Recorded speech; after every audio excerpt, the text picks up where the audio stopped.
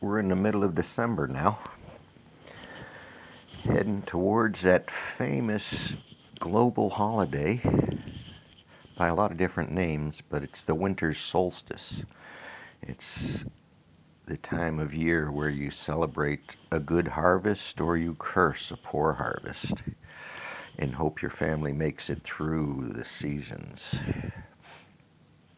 So these 4 periods, yearly periods, were the most important thing to humankind to measure time. And sooner or later we figured out how to tie years into that and clocks into that. But it still rolls on as it always has. So don't believe the year. So, yes, long, slow plodding time helps you understand the rest of the conversations around where we are today, how climate has affected where we are today, what we are today. For tens of thousands of years of humanity, we have watched our planet changed. It is almost that simple to understand that the planet changes. We know about season cycles. We know very well about what they mean and what it means to harvest and when to plant and when to water and when to pack up and leave because it's famine time. This has happened over eons with populations across the globe. It's still going on. You can find plants that are arguing about nutrition supplies and what they eat. It's what drives them. It's what allows them to live by volcanoes. That's specialization. Or live under the ocean. That's specialization over millions of years. So that long, slow plodding thing. So climate change. Where does this come into play with climate change? This long, slow, plodding change over time. Very cyclical. And yet it's not, because it's never the same. So, to us, that's the challenge, is us. Because we do measure time. We think we're measuring the time correctly. But the year is a misnomer. It's a consensual agreement between humanity in order to do billing correctly and collect interest or wages due. So this is what humanity has followed and enjoyed. No matter what part of the earth you're on, you enjoy these seasons or you curse these seasons that happen to us. And we've watched them, we've given them different names in different languages, and different meaning in different languages, and we've attached other special pleadings onto these historic events of the season changes.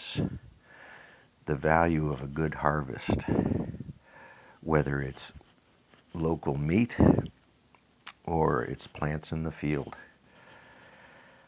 So slowly and gradually we built these things, we put them together. It's very humbling to go to Google Earth and find yourself on Google Earth and then zoom out. Don't forget to wave when you're looking at yourself on Google Earth. We're not there yet, except in some satellites. So that long, slow plodding thing. So there's some people that understand this well and know how to take advantage of it for our future, because we can predict these things. We can see into the future in certain ways and make very educated guesses. So we know what climate, we know what's coming, we know what we should be looking for and being challenged on, and the long-term goals of the survival of most of us. I think that's the goal, right? Survival of most of us. So underneath this all, there's people that want to own every social structure. Throwing noise, throwing memes into these conversations that should be had. Who has these conversations? Who is doing this greater good thing of guiding something like a national energy policy? We've done it before. We did it. Rural electrification was part of it under the Great War deals. Democrats are walking around bragging about a congressional budget deal. And on the one hand, it saved us from, well, it might have. We'll see where the hell it goes, but it might have saved us from more churn and turmoil of government shutdown. What a game. While corporations keep paying for this kind of politics. They pay to inject ignorance in our sciences, ignorance in our conversations about the planet we live on. Rather frustrating. For more than me, I hope. And there isn't any easy answer other than make sure your kids understand this. How big this world is, how old this world is, and how long it took us to get here. And be proud that you're here. You're special in that aspect. But we're 1 in 6, 7 billion now. So don't let it go to your head. What's next? Where are we going next? Are we going to put up with cheating, bankrupt, morally and financially individuals running this country? One party making Faustian bargains and smiling about it? Afraid they'll hurt feelings, I suppose. When in actuality they'd be talking about the real world and the trading and the horse trading and the bullshit that goes on in our Congress. Somehow no congressmen come out and explain how shit works in there. I don't know what the confidentiality agreement is, but whatever changed Obama, whatever swayed his positions in hopey-changey feelings is very real.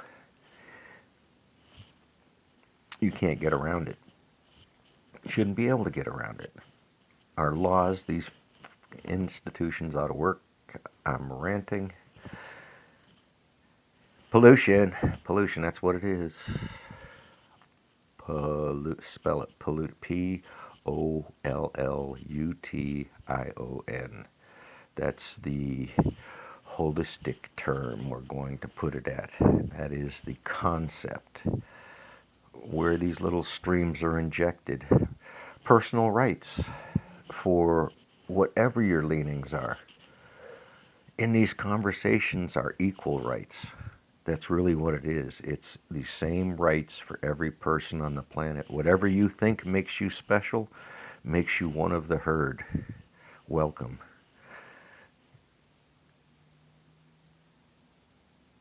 There were conversations settled long ago, and reasonably, like woman's right to health care, reproductive rights. People should understand sex and babies and how they happen and what the commitment is in that shit happens statement. Men are more likely to run away from that commitment than women. Go figure. Well, rambled on. Who gives a shit, right? Well, if nothing else, listen to Crime Pays and Botany Doesn't. Listen to his aspects of the plant, his presentation of the real world and the plants that surround us, the life that surrounds us, and the little interactions between time and space and frequency and whatever spasmodic words you want to insert in here to confuse the conversation. But I said it before. Peace out, neighbors. Keep your lawn mowed.